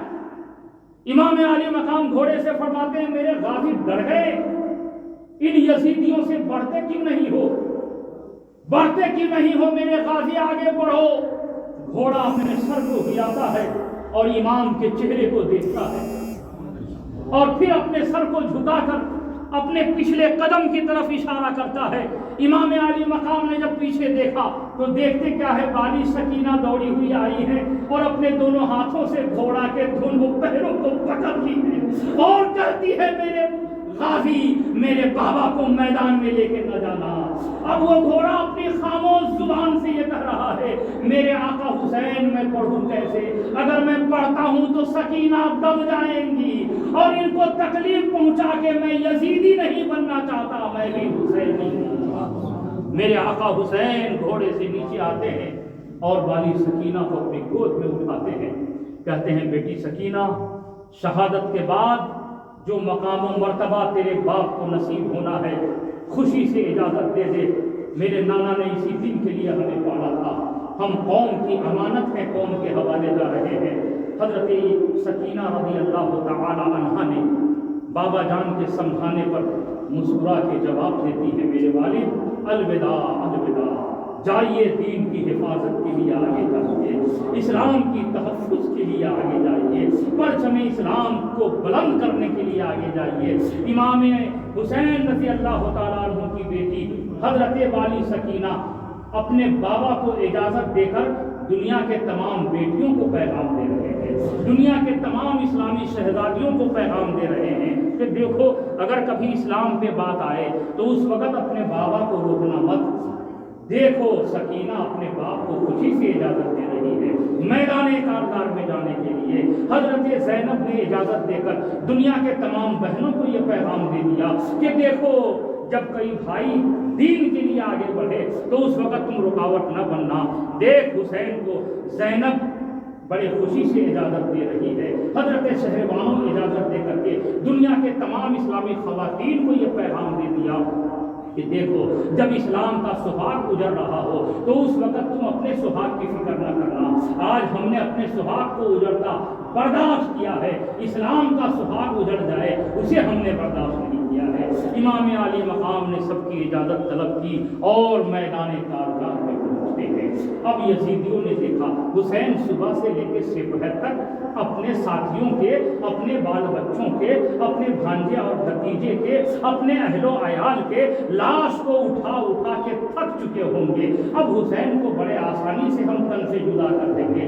یزیدیوں نے چاہا تھا حملہ کرنا، اب میرے آقا حسین آخری خطبہ دیتے ہیں، ارشاد فرماتے ہیں یزیدیوں سنو، حسین کو مارنے میں جلدی نہ کرنا، تم نے اب تک کے میرے جانثار کو مارا ہے، اب تک کے میرے بال بچوں کو شہید کیا ہے، اب تک کے اون و محمد کی شہادت ہوئی ہے، لیکن سن اب تک کے جتنے کو تو نے شہید کیا ہے ان کی شہادت اور جو تو نے ان کو شہید کیا ہے یعنی ان کے قتل کے جرم میں تم قاتل مومن کہلاؤ گے۔ کیا کہلاؤ گے؟ مسلمان کے قاتل کہلاؤ گے۔ یہ کبیرہ گناہ ہے، لیکن یاد رکھو حسین کا معاملہ کچھ اور ہے۔ حسین کو اگر قتل کیے تو تم قاتل دین بن جاؤ گے، قاتل شریعت بن جاؤ گے۔ اس لیے میرے اوپر تم وار کرنے میں جلد بازی نہ کرنا۔ لیکن جب امام علی مقام نے دیکھا کہ یہ ظالم سنورنے والے نہیں ہیں، یہ سدھرنے والے نہیں ہیں، ان کے آگے دولت کے پردے پڑے ہیں ان کی آنکھوں پر، جب آپ نے دیکھا کہ اب یہ باز نہیں آئیں گے تو امام علی مقام نے مجبور ہو کر کے تلوار اٹھائی امام علی مقام نے۔ یزیدی سمجھ رہے تھے 3 دن کے بھوکے پیاسے ہیں اور صبح سے لے کے اب تک کے لاشا اٹھا اٹھا کے تھک چکے تھے۔ 56 سال کی عمر تھی امام حسین کی میدان کربلا میں۔ اللہ اکبر، یہ سوچ رہے تھے کہ اب تو بس 2-4 منٹوں میں ان کا کام ختم کر دیں گے، بڑی آسانی سے ان کا سر ہم تن سے جدا کر دیں گے۔ اب یزیدیوں نے سمٹ کے حملہ کرنا چاہا۔ اب شیر ابن شیر، شہید ابن شہید، سخی ابن سخی، کریم ابن کریم پر اب یزیدیوں نے جب حملہ کیا ہے تو میرے آقا حسین نے جب پلٹ کے وار کیا ہے، بیان کرنے والے بیان کرتے ہیں، لکھنے والے لکھتے ہیں، ایسا لگتا تھا کہ ایک شیر ہے جو بکریوں پہ ٹوٹ پڑا ہے، جدھر رخ کرتے لاش کے ڈھیر لگاتے تھے، جدھر تلوار چلاتے گاجر مولی کی طرح یزیدی کٹتے ہوئے نظر آ رہے تھے۔ اب یہ تلوار رکنے کے لیے تیار ہے۔ یزیدی پریشان تھے کہ آپ روکے کیسے اس تلوار کو۔ اب تو ایسا لگ رہا تھا کہ اکیلا حسین ہی پورے یزیدیت کا خاتمہ کر دے گا، سارے یزیدی ملیا میٹ ہو جائیں گے، سب کے گلے تن سے جدا ہو جائیں گے۔ یہ کیا ہو گیا؟ ایک سب پہ بھاری ہے، تلوار روکا جائے، کیسے روکا جائے کسی کے سمجھ میں نہیں آ رہا تھا۔ میرے پیارے، ایک وقت آیا کہ امام کا تلوار خود بخود رکتا ہے۔ وہ وقت کیا تھا؟ نماز کی گھڑی آ گئی، نماز کا وقت آ گیا۔ وہ امام جنہوں نے آنکھ کھولی تھی تو حضور کو دیکھا تھا، جن کی پرورش امام الاولیاء حضرت علی کی گود میں ہو، وہ نماز کیسے چھوڑ سکتا تھا؟ امام علی مقام نے رب کی بارگاہ میں دل ہی دل میں عرض کیا، پروردگار، حسین نے مدینہ چھوڑا تھا، مکہ چھوڑا تھا، 3 دن کا بھوکا پیاسا حسین رہا، بال بچے کی شہادت ہوئی، اون و محمد شہید ہوئے، چھوٹا علی اصغر شہید ہوا، حسین سب کو برداشت کرتا رہا، بدن پہ 72 سے زائد زخم لگ گئے، حسین سب کو برداشت کر رہا ہے، مولا نماز کا وقت ختم ہو رہا ہے، نماز چھوٹے حسین اسے نہیں برداشت کرتا، نماز چھوٹ جائے حسین اسے نہیں برداشت کر سکتا، لہذا اپنا رخ کعبۃ اللہ شریف کی طرف کر دیا، نماز کی نیت باندھی، گھوڑے سے نیچے تشریف لائے نماز کی حالت میں، اور سجدے کے بل آئے، سر کے بل آئے، چونکہ سر سجدے میں امام نے رکھ دیا تھا، سر سجدے میں امام نے رکھ دیا۔ اب یزیدیوں نے دیکھا بڑا اچھا موقع ہے، سر اٹھانے نہ پائے حسین، اب چاروں طرف سے بزدل قریب آ گئے اور اتنا تیر و تلوار چلایا، اتنا تیر و تلوار چلایا کہ تاریخ یہ بتاتی ہے کہ سجدے میں سر رکھا حسین نے، لیکن سجدے سے سر دوبارہ اٹھ نہ پایا، اسی سجدے میں جام شہادت نوش کیا، سجدے میں جام شہادت نوش کیا۔ پوچھئے اے پروردگار عالم، تیرے اشارے قدرت کے بغیر کچھ نہیں ہوتا، میرے مولا تیرے حکم کے بغیر ایک پتا نہیں ہل سکتا، میرے معبود حسین زندگی کی آخری نماز پڑھ رہے تھے، کم سے کم نماز پوری کر دینا چاہیے تھا، پوری کرنے کا موقع دینا چاہیے تھا، بعد میں شہادت ہو جاتی، آواز آتی ہے حسین سب کچھ قربان کیے لیکن سجدے کو نہیں قربان کیے، یہ سجدہ معمولی سجدہ نہیں تھا، بڑا انمول سجدہ ہے، بڑا قیمتی سجدہ ہے، یہ وہ سجدہ ہے جس کے لیے وطن کی محبت قربان کیا حسین، مدینے کی محبت قربان کیا حسین نے، یہ وہ سجدہ جس کے لیے مکہ چھوڑا تھا حسین نے، یہ وہ سجدہ جس کے لیے بھوکے پیاسے رہے تھے حسین نے، یہ وہ سجدہ جس کے لیے 72 جانثار کی قربانیوں کو برداشت کیا تھا حسین نے، یہ وہ سجدہ جس کے لیے اون و محمد کی قربانی کو برداشت کیا تھا حسین نے، یہ وہ سجدہ جس کے لیے جوان بیٹا علی اکبر کی جسم پہ ظالموں نے گھوڑے دوڑائے حسین نے برداشت کیا تھا، یہ وہ سجدہ جس کے لیے 6 ماہ کا علی اصغر شیر خوار بچہ گود میں دم توڑا حسین نے برداشت کیا تھا، سب کچھ کو قربان کیا، سجدہ قربان نہیں کیا۔ رب نے کہا اے حسین اتنا انمول سجدہ کر رہے ہو، اتنا قیمتی سجدہ کر رہے ہو، اے حسین شہادت تو ہونی ہے آپ کی شہادت سجدے میں ہی دے کر کے حسین کے سجدے کو قدرت نے ہمیشہ کے لیے امر کر دیا، ہمیشہ کے لیے امر کر دیا۔ کیوں؟ اس لیے کہ آپ نماز پڑھنے کے لیے نیت باندھتے ہیں، نماز سے نکلیں گے کب؟ جب نیت توڑیں گے۔ مفتی صاحب سے مسئلہ پوچھئے، حضرت علامہ صاحب سے مسئلہ پوچھئے، حضرت سے مسئلہ پوچھئے، یہ آپ کو بتائیں گے کہ نیت باندھنے کے بعد نماز سے نکلنے کے لیے 2 صورت ہے، یا تو نیت توڑی جائے یا پوری نماز کر کے خروج بے سنے ہی کیا جائے، سلام پھیر کے نماز سے باہر نکلا جائے، یہ 2 راستے ہیں نماز سے باہر نکلنے کے۔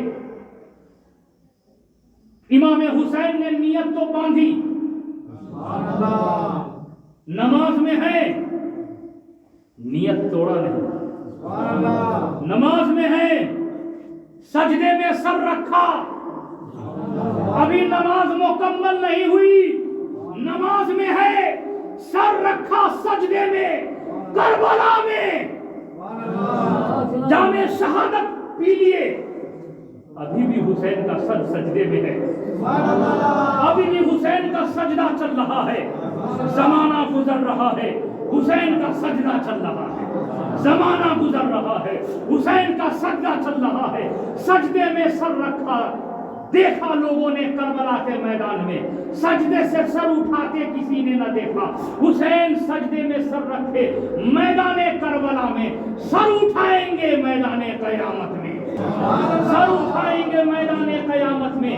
اسی لیے تو کسی نے کہا ہے اس نواسے پر محمد مصطفیٰ کو ناز ہے، اس کی ہمت پر علی شیر خدا کو ناز ہے، سجدہ اوروں نے کیا اس کا نیا انداز ہے، اس نے وہ سجدہ کیا جس پر خدا کو ناز ہے۔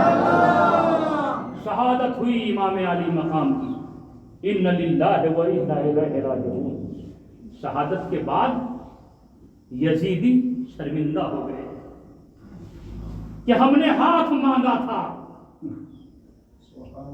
ہاتھ تو دیا نہیں، سر دے دیا۔ سبحان اللہ تھوڑی دیر کے بعد یزیدی سوچے کہ اب تو حسین ختم ہو گئے۔ شہادت کے بعد بھی کئی وار کیا یزیدیوں نے کہ کہیں زندہ تو نہیں ہے، لیکن جب یزیدیوں کو یقین ہو گیا کہ نہیں اب شہید ہو چکے ہیں، روح کب سے عنصری سے پرواز ہو چکی ہے، تو اب یزیدیوں میں تھوڑی دم میں دم آئی ہے، اور ان بزدلوں نے ہنس کر کے ایک دوسرے کا چہرہ دیکھا اور نعرہ لگانا شروع کیا، ہم نے حسین کو مار دیا، ہم نے حسین کو ختم کر دیا، حسین کو تہہ تیغ کر دیا۔ مشیت آواز دے رہی تھی ظالم تو کیا مارے گا حسین، اے ظالم تو کیا مارے گا حسین کو، ارے سن جب تک حسین زندہ تھے جہان کہہ رہا تھا حسین زندہ ہے، اب شہید ہو گئے ہیں قیامت تک قرآن کہے گا حسین زندہ ہے۔ وَلَا تَقُولُوا لِمَن يُقْتَلُ فِي سَبِيلِ اللَّهِ أَمْوَاتٌ بَلْ أَحْيَاءٌ وَلَٰكِن لَّا تَشْعُرُونَ۔ قتل حسین اصل میں مرگ یزید ہے، اسلام زندہ ہوتا ہے ہر کربلا کے پاس۔ وما علینا الا البلاغ۔ السلام علیکم ورحمۃ اللہ وبرکاتہ۔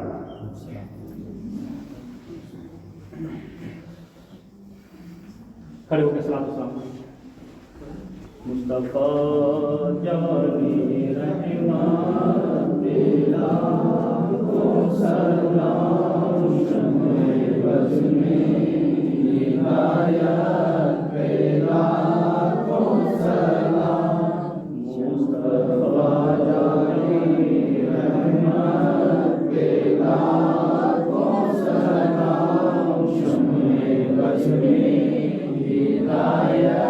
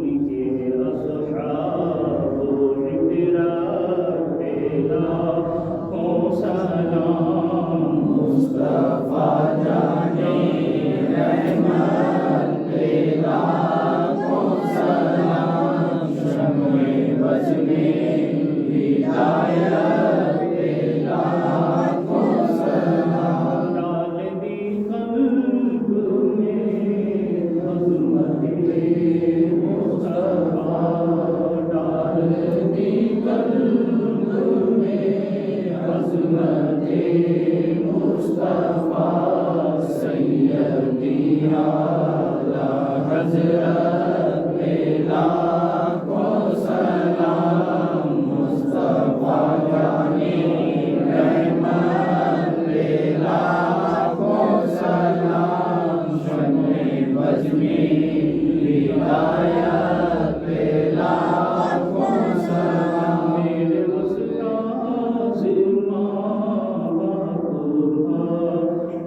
بہن میرے استاذ ماں باپ کی بہن اہل بلدو عشیرت پہ لاکھوں سلام مصطفیٰ جانے رحمت پہ لاکھوں سلام شمع بزم ہدایت پہ لاکھوں سلام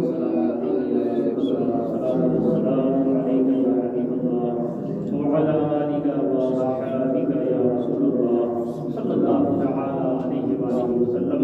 سب لوگ بیٹھ جائیں اور دعا کریں.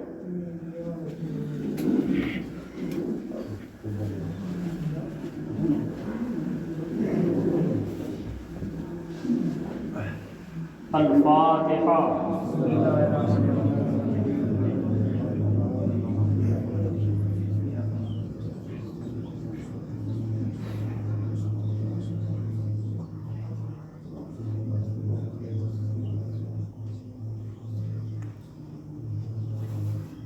اللہ رب محمد صلی اللہ علیہ وسلم نحن اولاد محمد صلی اللہ علیہ وسلم. یا اللہ یا رحمان یا رحیم یا کریم یا ستار یا غفار. قرآن پاک کی تلاوت ہوئی، نعت و منقبت کے گلہائے عقیدت پیش کیے گئے.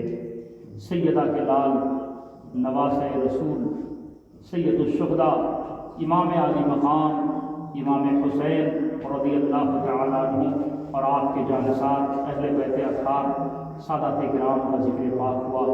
تیرے حبیب صلی اللہ تعالی علیہ وآلہ وسلم کی بارگاہ نور میں ہم سب نے مل کر ہدیہ درود و سلام پیش کیا، اور جو بھی تبرکات پیش کیے گئے مولا سب کو تو اپنی بارگاہ میں قبول فرما. یا اللہ ان سب کا ثواب ہم سب کے پیارے آقا احمد مجتبی محمد مصطفیٰ صلی اللہ تعالی علیہ وآلہ وسلم کی بارگاہ میں ہم غلاموں کی طرف سے ہدیۃ النذر ہے قبول فرما. یا اللہ سرکار کے صدقے میں تمام انبیاء علیہ السلام کی بارگاہوں میں نظر ہے قبول فرما. حضور کی آل ازواج مطہرات خلفائے راشدین تمام صحابی صحابیات جمیع اولیاء کاملین تمام مومن مومنات کے ارواح کو نظر ہے قبول فرما.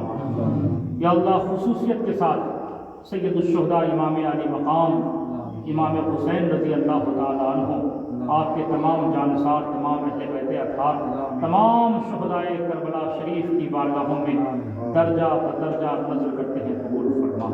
یا اللہ سیدہ کے لال کے صدقے جتنے بھی احباب یہاں پہ حاضر ہیں، اراکین کمیٹی اور اس گاؤں کی جتنے بھی سنی صحیح العقیدہ بھائی بہنیں ہیں، مولا سب کے جائز تمناؤں کو تو پوری فرما دے، سب کے جائز آرزوؤں کو تو پوری فرما دے. سیدہ کے لال کے صدقے مولا جو جس پریشانی میں ہے تو عالم الغیب والشہادہ ہے، سبوں کے دلوں کے حالات کو جانتا ہے.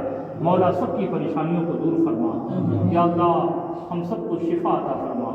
یا اللہ تمام گناہ صغائر و کبائر سے تیری بارگاہ میں توبہ کرتے ہیں، مولا ہم سب کے توبہ کو تو قبول فرما. یا اللہ سیدہ کے لال کے صدقے ہم سب کو نماز کا اہتمام کرنے کی توفیق عطا فرما، نماز کنجگانہ پابندی سے ادا کرنے کی توفیق عطا فرما. یا اللہ جن جن بھائیوں نے اس پروگرام کے انعقاد میں جس طرح کا بھی تعاون کیا ہو، مولا کریم سب کو امام حسین کے صدقے میں سب کے جائز تمناؤں کو پوری فرما. یا اللہ ہم میں جو بیمار ہو ان کو شفا عطا فرما، جو بے اولاد ہو ان کو صاحب اولاد بنا دے. یا اللہ جن کے پاس بچے ہیں ان کے بچوں کو نیک اور کامیاب بنا دے. یا اللہ جو کاروبار میں پریشان ہیں ان کی پریشانیوں کو دور فرما. یا اللہ جو بے روزگار ہوں ان کو اچھی روزی عطا فرما. یا اللہ ہم سب کو مذہب اہل سنت والجماعت مسلک اعلیٰ حضرت پہ چلنے کی توفیق عطا فرما. تمام گمراہ بددین بد مذہبوں سے صلح کلیوں سے بچنے کی توفیق عطا فرما. یا اللہ زندگی میں کم از کم ایک بار ایمان و عقیدے کی سلامتی کے ساتھ کربلا شریف کی حاضری نصیب فرما، امام پاک کے روضے کی حاضری نصیب فرما، بغداد شریف کی حاضری نصیب فرما، حج کی سعادت نصیب فرما، بار بار مدینہ پاک کی حاضری نصیب فرما. یا اللہ جب تک جیتے رہے تیرے حبیب صلی اللہ تعالی علیہ وآلہ وسلم کے سچے وفادار بن کے زندگی گزارتے رہے. یا اللہ جب دنیا سے اٹھائے جائیں تو ایمان پہ خاتمہ نصیب فرما، لبوں پہ کلمہ طیبہ جاری فرما. ان اللہ و ملائکتہ یصلون علی النبی أيها الذين آمنوا صلوا عليه وسلموا تسليما الله رب محمد صلى الله عليه وسلم نحن عباد محمد صلى الله عليه وسلم یا اللہ یا رحمان یا رحیم جو مانگا وہ بھی عطا فرما جو مانگنے سے رہ گیا وہ بھی عطا فرما برحمتک یا ارحم الراحمین بحق لا الہ الا اللہ محمد رسول اللہ